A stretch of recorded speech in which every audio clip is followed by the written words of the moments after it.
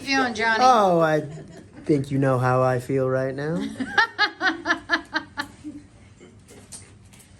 Yeah, this is a very interesting process. It's a very futuristic process. I mean, we're living in present times. We're able to do this kind of thing. It's pretty amazing. So I'm gonna just video. That looks great.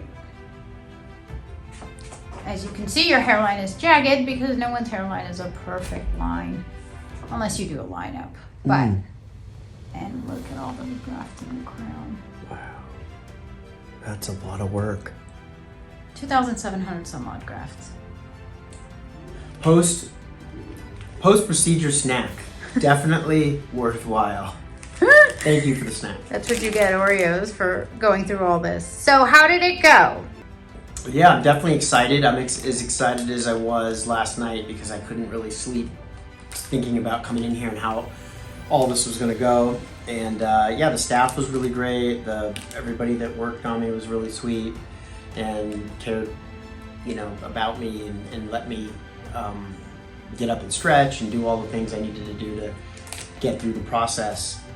And yeah, it's exciting that it's day 0 and we're going to go on to you know, every day is going to be